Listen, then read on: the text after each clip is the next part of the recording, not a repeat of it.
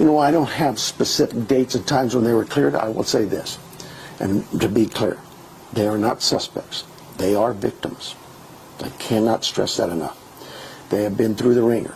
We have asked for all their phones, all their computers, their cars, their houses. We have processed them. We have talked to them at end's length. We have said these are victims. We understand that there's a progression in any investigation. You have to have a starting point. And wouldn't it be smart to start with what you know? And what we know is Nancy was dropped off at the house at this time by who? Was a relative. So now we start from there. What did you know? What did you see? What did you do? All of that goes. They've been through hell. And they are very, very rightfully so.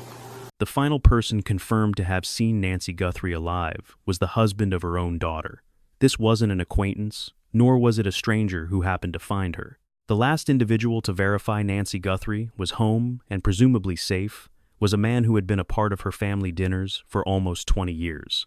This was a man intimately familiar with her voice, her daily patterns, the precise configuration of her house, the position of every security camera, and the schedule of every alarm. He dropped her off. He saw the garage door descend, and he departed. 4 hours later, she had vanished. Every documentary produced on this case has initiated its narrative from the same point: the shadowed figure at the doorway, the backpack, the gloves, the pacemaker signals ceasing at 2:28 in the morning. And all of that is critically important. Every single element matters. Yet, there is a fundamental layer to this narrative that the mainstream narrative has consistently failed to probe with the scrutiny it demands. A layer whose origins do not begin at 1:47 a.m., at the moment that doorbell camera was disabled. A layer that may have taken root years before that fateful night, growing quietly, systematically, from within the family itself. What if the threat to Nancy Guthrie never knocked on her door at all? What if it had been residing just 4 miles down the road? His name is Tommaso Cioni, 50 years old, born in Italy, a biology teacher at a school in Tucson, Arizona, where he's resided since 2006. By every available public record, he presents as an educated, composed individual, a man who once noted in a personal biography that his interests include studying lizards, playing electric bass, and making homemade pasta. He was married to Nancy Guthrie's eldest daughter, Annie Guthrie. Their marriage lasted nearly 2 decades. They share one son. Their residence is located approximately 4 miles from Nancy's home in the Catalina foothills. For the better part of 20 years, Tommaso Cioni was not a peripheral figure in Nancy Guthrie's world. He was a central one. He was, in very practical terms, the family member who lived in closest proximity to Nancy. His wife, Annie, was Nancy's firstborn, and the couple's nearness made them the most immediate and physically present extension of the family in Nancy's day-to-day life. When Nancy needed transportation and preferred not to drive, her options were an Uber or a call to her family. When a family dinner was held, it was frequently hosted at the home of Annie and Cioni. On the night of January 31st, 2026, the last night Nancy Guthrie was ever confirmed to be alive, she took an Uber to their residence, arriving at 5:32 in the evening. She had dinner with her daughter and son-in-law. After spending the evening with her family, at 9:48 p.m., Cioni drove her home. He escorted her to the front door. He waited until the garage door closed at 9:50 p.m. Then, he drove away.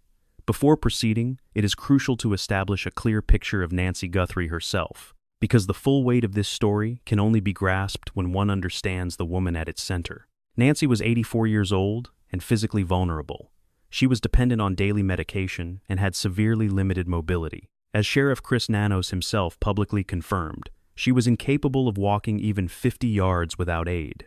Her heart was entirely dependent on a pacemaker to function. She was, by any medical standard, a vulnerable adult. Mentally, however, she was exceptionally sharp and completely lucid.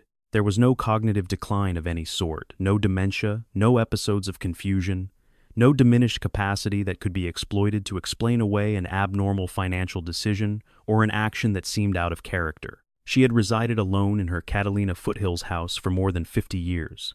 She handled all her own affairs with the methodical competence of a woman who had been forced into self-reliance since 1988 after her husband, Charles, died suddenly during a mining expedition in Mexico. For more than 35 years, Nancy Guthrie was the undisputed architect of her own existence. She commanded her finances, her property, her choices, and the very rhythm of her days. She was a woman of profound faith, whose connection to her church community was woven into the fabric of her life, far beyond mere Sunday services. By every account from those who knew and cherished her, she was a woman who possessed an unwavering knowledge of her own mind and trusted implicitly in her own instincts. This was not an individual who required management from anyone, which suggests that if someone were attempting to position themselves to control her life, her finances, or her personal affairs, she would have detected it.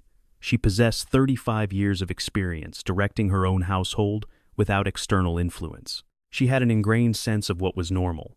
She would have recognized an anomaly the moment it appeared. And if she did recognize it, and if she then made the fateful decision to voice that concern to the wrong person, that very act of recognition could have become one of the most dangerous things a woman in her position could possibly do. This is the context from which everything else in this story unfolds. We are not speaking of a confused, compliant woman, oblivious to the currents shifting around her. We are speaking of a sharp, independent, and fiercely private woman who, in the final chapter of her life, may have found herself ensnared in the precise kind of danger that forensic experts describe as the most difficult to perceive from the outside and nearly impossible to escape from within. We are going to dissect 5 distinct pieces of evidence. Each one, when viewed in isolation, raises deeply troubling questions. Taken together, however, they form a pattern that investigators, behavioral analysts, and forensic experts recognize with a grim and chilling familiarity. Let us begin.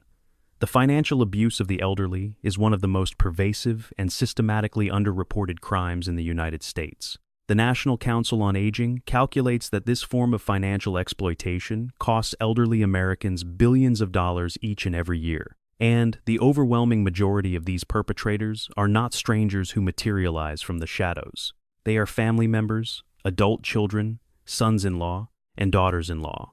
They are people who have invested years cultivating an elder's trust, only to slowly, almost imperceptibly, weaponize that trust into a mechanism of control. This pattern is so consistent that forensic financial analysts and specialists in elder abuse can map its progression almost step by step.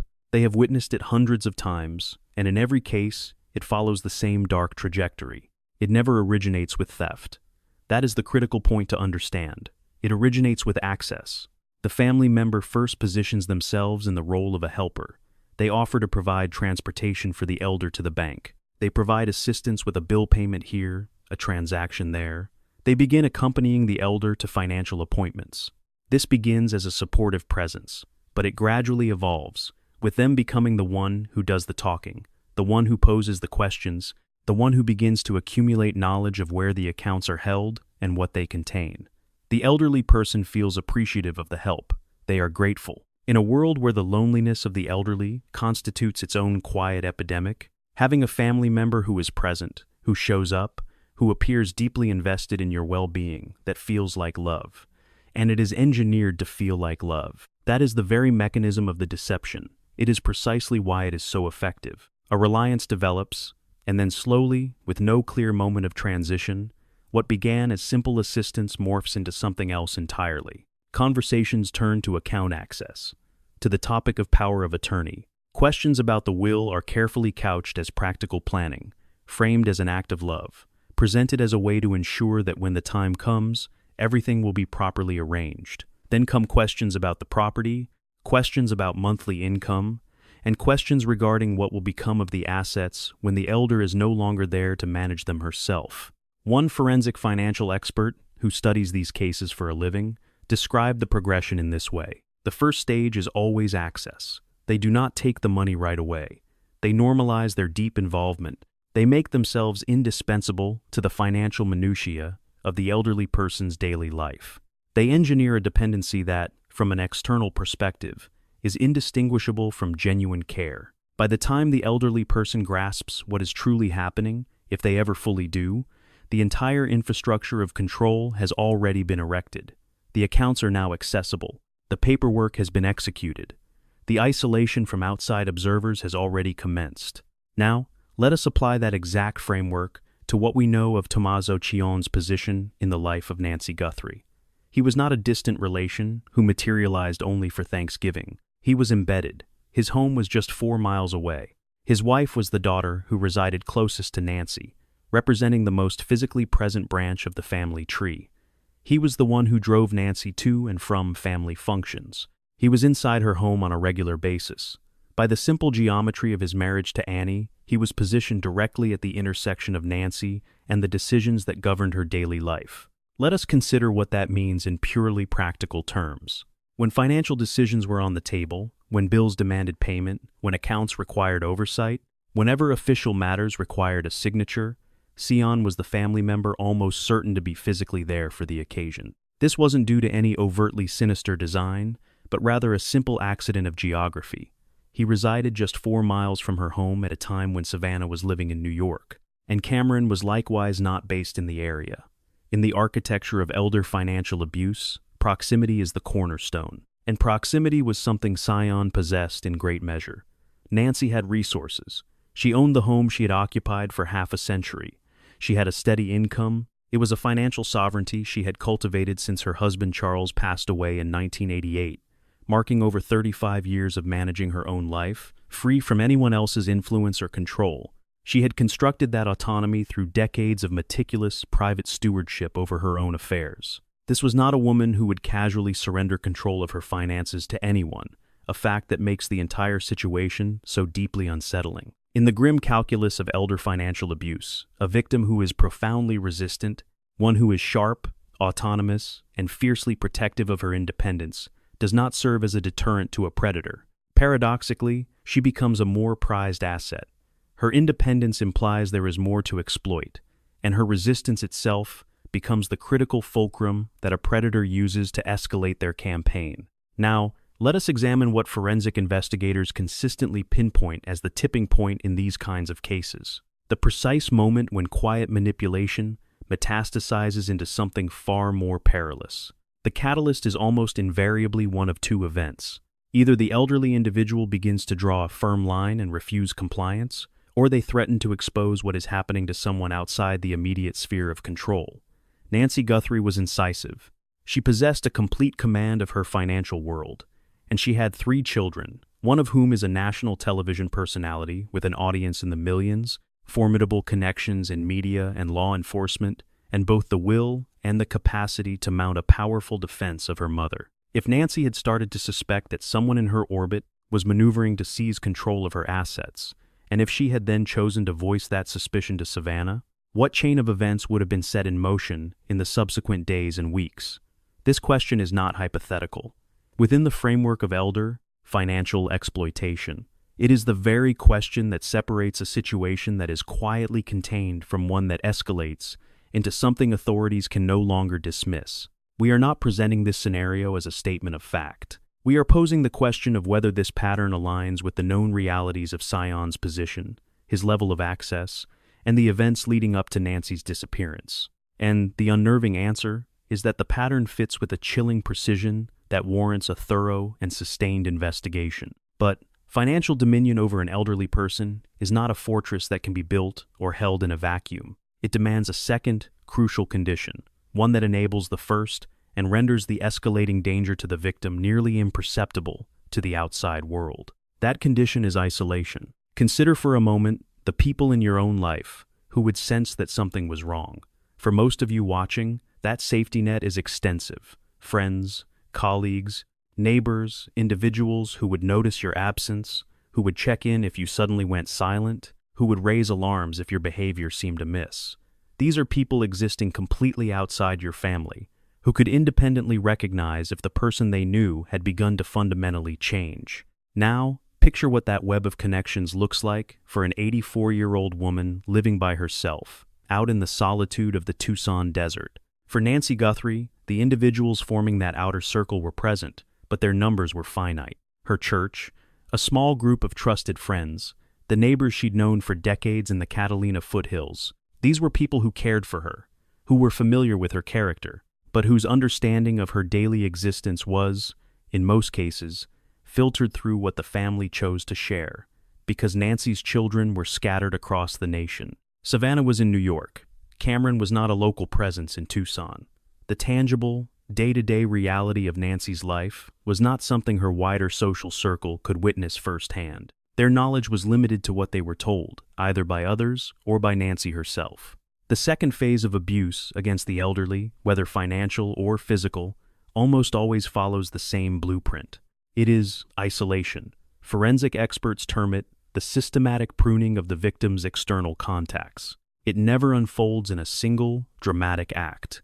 There is never one definitive moment you can identify as the point where everything shifted. Instead, it is a slow, methodical constriction of their world.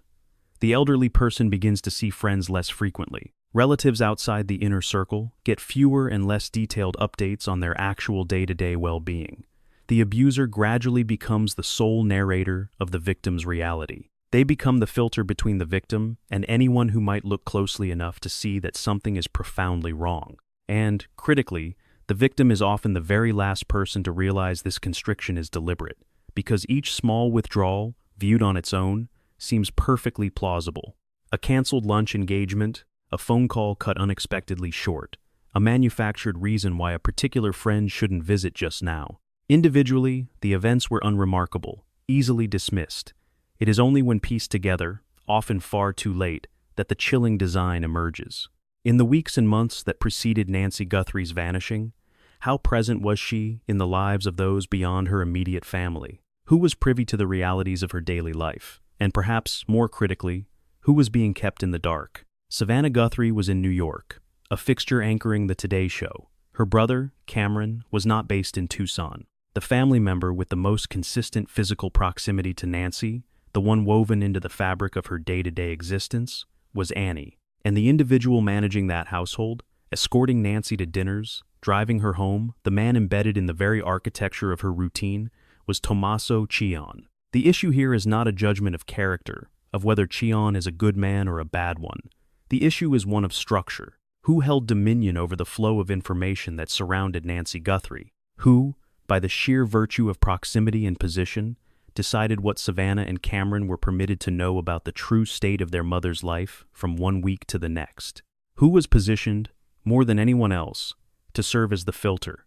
Now, let us examine what the doorbell camera footage actually reveals. At 1:47 in the morning on February 1st, 2026, the digital eye watching over Nancy Guthrie's home was blinded, and the figure that moved through the darkness toward that property did so without a moment's hesitation. There was no circling of the perimeter to survey the layout. There was no tentative probing of the entrance for cameras whose existence was uncertain. This individual proceeded directly to the single point of concern, the camera, and systematically neutralized it. Former FBI agent Brianna Fox reviewed the footage and observed that the subject almost saunters up like that's his house. Not furtive, not anxious about discovery. The language Fox employed was deliberate, a lack of concern that he's going to be caught. It is a sense of impunity that arises from only one source, an intimate familiarity with the premises. This is not the conduct of a stranger who spent a few hours casing a residence selected from a map. Cion had been inside that home on hundreds of occasions over nearly 2 decades. He knew the camera's placement, he knew the points of entry, he knew the layout of every single room. Whether he exploited that knowledge himself on the night of the abduction, or whether he conveyed it to an accomplice, is precisely the question investigators have been working to resolve, and it is here that a detail surfaces that is particularly sharp in this context. If a person had been systematically working to isolate Nancy from those who might have recognized the changes occurring around her, and if that campaign of isolation had been so successful that by January 31st, the window of time between Nancy being alone and someone checking on her was as vast as it proved to be, then the conditions for what transpired that night were not merely coincidental. They may, in fact, have been deliberately engineered over a duration that stretches far beyond the night of the abduction itself. It is here we must pause. If you are watching this with an elderly person in mind, a parent, a grandparent, a member of your family whose daily life remains partially unseen, we urge you to share this account. The insidious pattern we are examining today is active within thousands of families at this very moment. It is largely invisible, and it thrives in silence. Sharing this may be the most crucial action you take today. This is not merely one woman's story. It is a warning. On February 4th, 2026, Just 3 days after Nancy Guthrie was reported missing, journalist Ashley Banfield shared information on her podcast from a law enforcement source she described as both highly credible and deeply embedded in the investigation. What that source revealed to her was this: Annie Guthrie's vehicle had been towed, impounded, and officially logged into evidence. That single piece of information altered the entire public tone of this investigation, as it confirmed what many following the case had started to suspect. Law enforcement was now looking inward, at the family. Let us be precise about what is confirmed versus what is not. What is confirmed? The vehicle belonging to Annie Guthrie and Tommaso Cion was seized by authorities in the days immediately following Nancy's disappearance. It is also confirmed that over 1 month into the investigation, that vehicle had not been released. It is confirmed that when journalists directly questioned the Puma County Sheriff's Department on the car's status, the official reply they were given was this, and we quote exactly, "All we can say right now, the vehicle is still part of the investigation." Notice the wording, not that it was examined and cleared, not that it was returned having yielded no items of interest. Still part of the investigation. Now, we must assign full weight to the counter-argument, because it is legitimate and it warrants consideration. Puma County Sheriff Chris Nanos characterized the vehicle seizure in public as a component of standard investigative practices, and retired FBI Special Agent Jennifer Kofundifer, a former SWAT team member who has been publicly analyzing this case, has presented a line of reasoning that carries undeniable force. She underscored a critical distinction. Every single search of Annie and Sion's residence was executed based on their consent, never with a warrant. And Kofundifer's rationale was this: had law enforcement possessed legitimate probable cause to believe Annie or Sion were directly implicated, they would never have proceeded on the basis of consent alone. They would have secured a warrant. If I have probable cause, Kofunder stated, I am not going to ask for consent. This represents a compelling investigative logic, and the reality that every search was consent-based strongly implies that authorities, at those particular moments, lacked the evidence required to bring formal charges against anyone. But what Kofunder also articulated is the very thing that completely reframes the entire question of the vehicle. She posited a chilling alternative, that the vehicle is being held not because investigators suspect Annie or Sion of taking Nancy themselves, but because they theorize Nancy might have been tracked from their residence. Consider for a moment the profound implications of that theory. Imagine someone conducting surveillance on Annie and Sion's property on the evening of January the 31st, lying in wait to see Nancy arrive, observing precisely which vehicle she entered, and then following or digitally tracking her back to her own home. In that scenario, the family car transforms into a crucial piece of evidence, not because of any action taken by Annie or Tion, but because of what an unknown party did in its vicinity. A tracking device affixed to the undercarriage, fingerprints left on the exterior by an individual who made physical contact during the surveillance, perhaps even DNA evidence from that same contact. And if that hypothesis holds true, then the crime did not originate at Nancy's front door at 1:47 in the morning. It was set in motion hours beforehand, in a quiet residential neighborhood 4 miles away, when an individual with foreknowledge of Nancy's movements took up a position to trail her home. That degree of methodical, operational planning is not the product of random chance. It is the work of someone who knew exactly where Nancy was scheduled to be that evening. Someone with an intimate familiarity of her routine, who knew she would be at that dinner, that she would be chauffeured home, and that she would then be by herself for the remainder of the night. The vehicle remains a central element of this case, and in an investigation that has now stretched beyond 5 weeks without an arrest, that single fact is far more than a footnote. It is a signpost. There exists a field of forensic science known as behavioral analysis. Its core premise is deceptively simple. In moments of authentic crisis, human beings act in predictable patterns. Genuine grief is not a performance. True terror is not a calculated posture. When a person you love is violently stolen from their home in the dead of night, the ensuing reaction is visceral, immediate, and nearly impossible to suppress. We witness that exact response play out in real time with Savannah Guthrie, a national television anchor who walked away from one of the most significant broadcasts of her career, the Winter Olympics opening ceremony, to appear before cameras and plead for her mother's safe return. We heard the tremor in her voice as it broke. We heard her communicate directly with whomever was holding Nancy, not from a prepared script, but with raw, unshielded, real-time agony. We heard her speak to her mother directly. "Mommy, if you are hearing this, you are a strong woman. You are God's precious daughter, Nancy." We saw her brother, Cameron, issue his own direct plea. We saw Annie standing alongside her siblings in one video after another, their faces stripped of any pretense, their desperation palpable. This was not a family attempting to manage a public image. This was a family in a state of freefall, wielding the only instruments available to the powerless. Their voices, their public platform, and their direct entreaty to the conscience of anyone who might be watching. That is the unmistakable portrait of genuine, uncontrolled grief in people with nothing to conceal and nowhere to channel their terror but outward. Now, where was Tommaso Cione in the midst of all of this? This is a question with a documented, verifiable answer. The public record of Cione's statements, his media appearances, and his family-oriented behavior in the weeks after Nancy's disappearance is so minimal it borders on a total void, especially for a man whose mother-in-law was violently abducted from her home. An 84-year-old woman he had personally driven home on the very last night she was ever seen. A woman he had prepared meals for and celebrated holidays with for almost 20 years. A woman whose own daughter was publicly unraveling before the eyes of the nation. His public profile throughout this investigation has been defined by a profound silence. Let us truly consider what that means.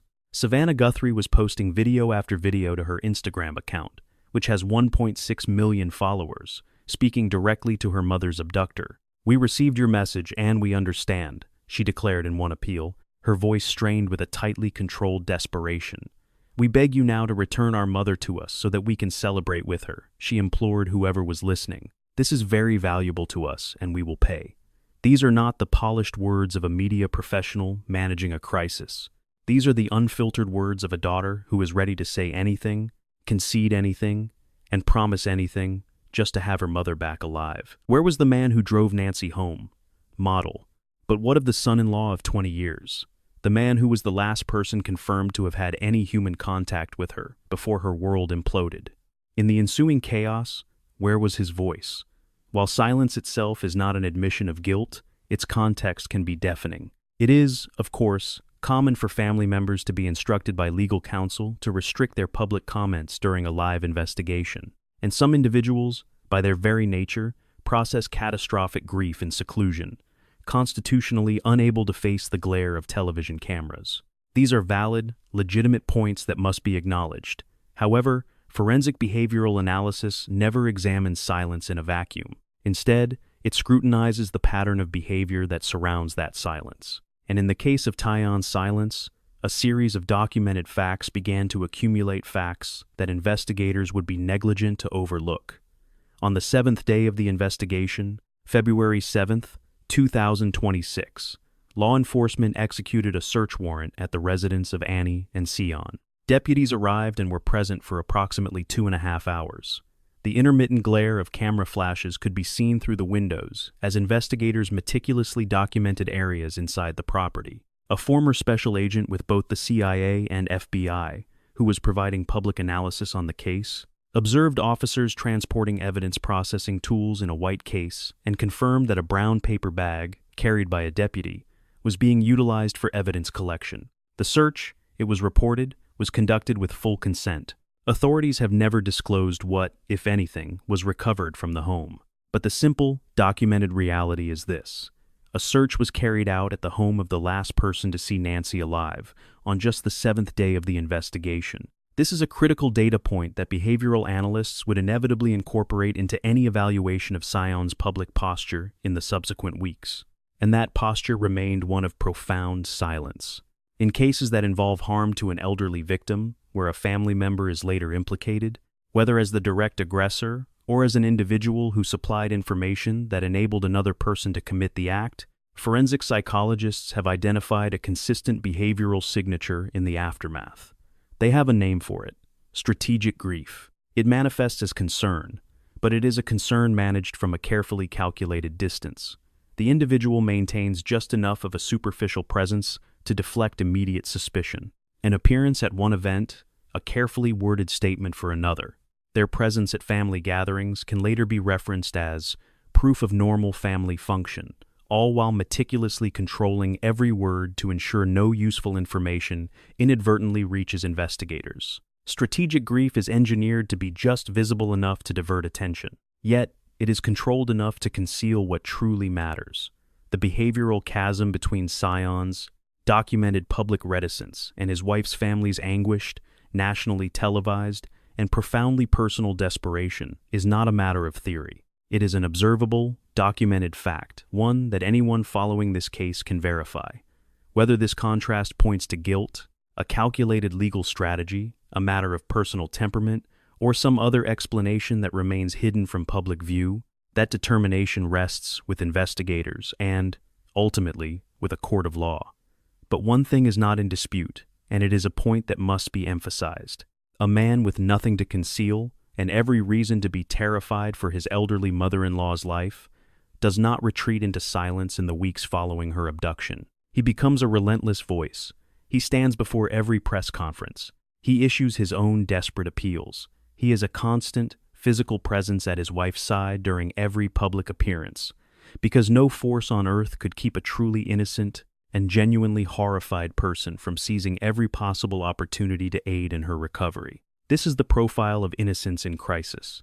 It is unambiguous, and it is profoundly public. Sion, however, adopted a different posture, and the reason for that choice has never been publicly explained. The questions surrounding the family dynamics were unsettling, a labyrinth of psychology and suspicion. But the path forward for investigators would lead to something far more concrete, and arguably the most crucial component of the entire case: the anatomy of the crime itself. It is time to examine what transpired inside that 41-minute window, because when the operational details of this abduction are laid out, piece by agonizing piece, they paint the picture of a crime that was anything but improvised. It was not opportunistic. It was not the work of someone who merely spotted a vulnerability and acted on impulse. This was an operation that demanded foreknowledge, and the sheer depth of that knowledge represents the most critical, yet least scrutinized, element of this entire investigation. At 1:47 in the morning, the feed from the doorbell camera was cut. It did not go dark because an intruder stumbled onto the premises and randomly noticed a security device. It went dark because an individual approached that precise location on the property with a singular, deliberate purpose: to neutralize the one piece of equipment most likely to capture their actions. This was their initial move, executed before any other part of the plan. The camera was the primary target, which signifies its existence was anticipated. But how would an assailant know which camera to disable first? How would they know its exact position, or understand the precise boundaries of its field of view, and the most effective way to obstruct it?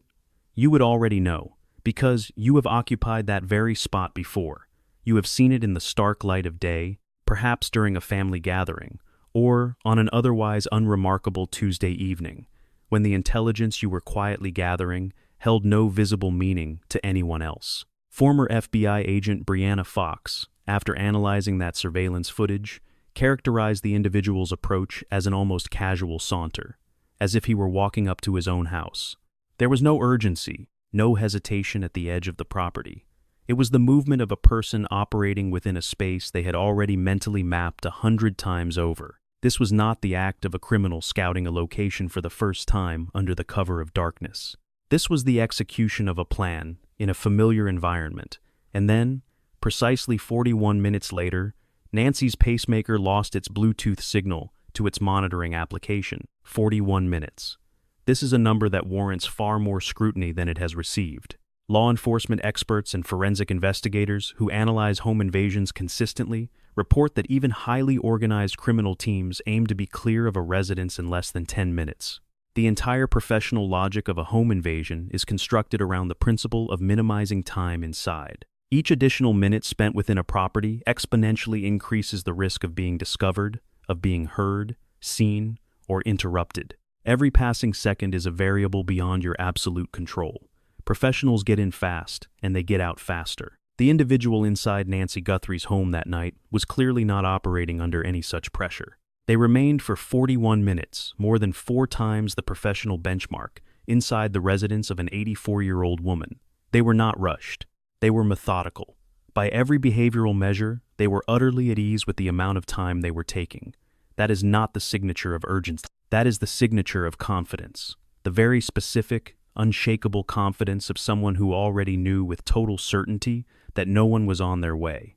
Contemplate the degree of intimate knowledge necessary to possess such certainty. You would need to know that Nancy had no overnight caregiver or housekeeper who might make an unexpected arrival or phone call. You would need to know that no member of her family had any reason to circle back to the house that evening. No forgotten possession, no sudden welfare check, no unscheduled visit. You would need to know that the earliest possible moment anyone might even begin to look for Nancy would be the next morning, when her church companions would notice her absence from the Sunday service. You would need to be familiar with the rhythm of her week, the very schedule of her soul, the precise window of time between her going to bed and the first instance the outside world would begin to sense her absence. And you would need to understand her physical state with enough precision to calculate exactly what those 41 minutes would enable you to accomplish. Because you would know Nancy could not run, that she could not fight back, and that she could not make a meaningful cry for help. And you would have had to know all of this before you ever knocked on her door. None of that intelligence can be discovered through the internet. None of it is acquired from surveilling a home for a single evening. That depth of operational knowledge about an elderly person's life, her schedule, her state of health, her social patterns, her profound vulnerabilities, the very architecture of her isolation from any outside help it accumulates over years of being woven into the fabric of her daily life. Years of family dinners, years of driving her home, years of quiet, unremarkable closeness, during which the significance of everything you were observing remained completely invisible to the people around you. It is here that a second name must enter this story, and it is a name that demands we proceed with even more caution and precision than we have anywhere else. His name is Dominic Evans. He is a school teacher, an elementary school educator working in the Tucson area. He is also the drummer and a co-founder of the band Early Black, the very same band in which Tomasukian played bass for many years. Their musical partnership started in 2007, signifying a sustained personal relationship between the two men that predates Nancy Guthrie's disappearance by almost 2 decades. Evans became the subject of intense online scrutiny after the FBI released doorbell camera footage that captured a masked suspect at Nancy's home. Online sleuths began to circulate side-by-side photographic comparisons of Evans' face and the masked figure, pointing to alleged similarities in physical build, the eyes, and what some individuals claimed was a visible tattoo on the wrist. Public records, shared across social media and attributed to the Pima County court system, but never independently verified by major news organizations, alleged a history of prior criminal charges against Evans, among them burglary, robbery, and theft. We must be exceptionally clear. Those records have not been independently confirmed through credible investigative journalism. We are noting their existence because they were cited in the public discussion of this case, not presenting them as established fact. Here is what is definitively confirmed. Evans did speak with investigators approximately 1 week after the case began. It was a single interview that lasted about 40 minutes, in which he was questioned about the band and his relationship with Kai, as well as his whereabouts on the night of January the 31st into February the 1st. According to Evans's own account given to the New York Times, he has not heard from investigators since that one conversation. Consider the words of Sheriff Chris Nanos himself regarding Dominic Evans. In a statement to the New York Times, he addressed the relentless harassment that Evans and his family endured from online communities, groups utterly convinced of his guilt. The sheriff's response was unequivocal, and we quote him verbatim. "He's going through hell and it is horrible, and I don't know what to tell him, except he probably should be speaking with some attorneys and sue some of these people for libel." The sheriff of Pima County, the ranking law enforcement official overseeing this investigation, actively encouraged Dominic Evans to pursue libel litigation against his accusers. This is not the kind of statement made about an active suspect. It is the language reserved for an individual from whom law enforcement has officially shifted its focus. Evans's name is introduced here not to cast suspicion, but because his association with Sione is a matter of established record. It is raised because the intense public scrutiny of that connection has become an inseparable chapter in the case's public narrative. And finally, because the way this situation was managed by law enforcement, by the media, and by the digital world serves as a stark lesson on the chasm that separates a legitimate investigative lead from the chaotic engine of internet speculation. The question of who supplied the tactical intelligence for this crime, who possessed the knowledge of camera locations, the pacemaker, the daily schedule, the critical window of opportunity, remains entirely open. The story of Dominic Evans does not reveal the perpetrator. Instead, it underscores a chilling reality, that the individual responsible has not been publicly named, and that 5 weeks into this ordeal, the investigation remains very much active. Let us now step back and examine what 5 weeks of gathered evidence, of behavioral analysis, and forensic inquiry have truly constructed. 5 components. Each one, viewed in a vacuum, could be rationalized. Each piece, taken in isolation, could be dismissed with the proper narrative spin and a sufficient measure of determined denial. But these components do not exist in isolation. They never have. And that is the crux of the matter. Evidence point 1. The framework of financial exploitation. Tommaso Cioni was situated in the precise relational dynamic that forensic experts define as the highest risk profile for the financial abuse of an elder. An embedded family member, in close physical proximity, with profound and routine access to the victim's daily existence and personal affairs, Nancy Guthrie was known to be mentally acute and fiercely independent, which suggests that any maneuver to seize control of her finances would have been met with significant resistance. And within the annals of documented elder financial abuse, resistance from a sharp, independent woman with influential family members to confide in is almost invariably the catalyst for escalation. The perpetrator cannot risk being exposed.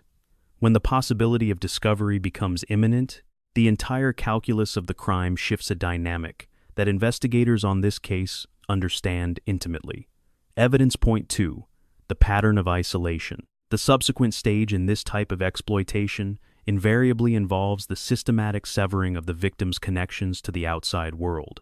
It is a slow constriction of the network of individuals who might observe, question, or ultimately intervene. Cioni's structural position within the family made him the single most logical person to control the flow of information surrounding Nancy by virtue of geography, of relationship, and of the simple, unremarkable fact that he was the family member most consistently present in her life. This connects to the operational precision of the abduction itself. The knowledge of the cameras, the victim's schedule, the 41-minute window of seemingly confident, uninterrupted access. This all points to an intimate familiarity that can only be cultivated through sustained, deliberate immersion in the rhythms of another person's life. Evidence point 3. The vehicle. The car belonging to Annie and Cioni was impounded in the immediate aftermath of Nancy's disappearance. More than a month later, it has yet to be returned. The official statement from the Pima County Sheriff's Department that the vehicle remains part of the investigation is not the language of an inquiry that has cleared a person of interest. It is unknown whether investigators believe the car holds trace evidence from a tracking device planted during surveillance, or perhaps forensic clues from contact with a third party who used the vehicle for observation. But its retention for over 5 weeks tells a clear and deliberate story about where the focus of law enforcement remains fixed. Evidence point 4. The silence. An innocent man whose elderly mother-in-law has been violently taken, whose wife is fracturing emotionally on national television, whose family is offering $1 million for information such a person does not retreat into silence. They become as public and as vocal as humanly possible. They make themselves the most visible, most vocal, most unavoidable presence, because in that moment, visibility is their only weapon. Cioni's documented public demeanor in the weeks that followed Nancy's disappearance is a matter of record. The stark contrast between his behavior and the anguished, nationally televised desperation of those around him is not a matter of interpretation. It is an observable fact. Evidence point 5. The insider knowledge. The operational precision of the crime, the direct approach to the security camera, the 41 minutes of confident, the unhurried presence inside that house, the detailed knowledge of her schedule, her physical state, and her precise window of vulnerability. This is fundamentally inconsistent with the actions of a random intruder. That degree of precision demanded an architect with years of intimate access to the rhythm of her life. Officially, the investigation has not produced the name of the individual who supplied that intelligence. Yet, the question of who knew enough to orchestrate this has never ceased to haunt this case. 5 separate lines of inquiry converge, each one tracing back to the same relationship, the same level of access, the same position of deep and enduring trust. Any single one could be explained away, but taken together, they form an undeniable pattern. In criminal psychology, such a convergence is never a coincidence. It is the very architecture of a motive. And in cases where a crime is executed with this level of planning, this degree of intimacy, investigators understand that the truth is almost never far from where that trust was broken. We will state unequivocally what the official record compels us to acknowledge. Tomasian has not been charged. Law enforcement has not designated him a suspect or even a person of interest. Sheriff Chris Nanos has publicly cleared the family, describing the online targeting of them as both cruel and wrong. The fact that the searches of their home were consent-based is, as former FBI agents have observed, a strong argument that authorities at that time lacked the probable cause required for formal suspicion. These facts are concrete, and we honor them completely. But as the investigation now stretches beyond 5 weeks, with no arrests made, no confirmed sightings, no evidence of life, and a vehicle still warehoused in an evidence lot, the questions surrounding Chion have not faded. They have intensified. And posing those questions with rigor, with the entire weight of the documented evidence supporting them, and with total transparency about what is confirmed versus what remains unknown, is not cruelty toward a family in anguish. It is the only thing left that we can do for Nancy. An 84-year-old woman is gone, a woman who invested more than 50 years forging a life in the Tucson desert, a woman of profound faith who never failed to attend her Sunday service, a woman who raised 3 children by herself after losing her husband while they were still young, who constructed her independence not because it was the easy path, but because it was her own, a woman who was, by every account from those who loved her, irreplaceable. Nancy Guthrie is still missing. No one has been arrested. No suspect has been officially named. No proof of life has been delivered. Her family has pledged $1 million for information that leads to her return. The FBI has contributed an additional $200,000. And the central question in this case, the one that every single thread of evidence seems to lead back to, the one indicated by forensics, by behavioral science, and by the timeline itself, is not who appeared at her front door at 1:47 in the morning. It is who instructed them to be there. Now, from where are you following this story? Share your city, your state, your country in the comments. The details of this case have reached every part of the world, and we want to know the full extent of the community that is tracking Nancy's story. Tell us where you are. The next installment in this series takes you directly inside the ransom notes, the $6 million Bitcoin demand, and the 2 deadlines that expired without a payment, what forensic document specialists are saying about the authorship of those communications, and what cryptocurrency investigators believe the demand's financial architecture reveals about the level of planning involved, and just how far in advance it all began. That report may be the most crucial one we have ever produced on this case. Subscribe now and ensure your notifications are enabled so you do not miss it when it is released.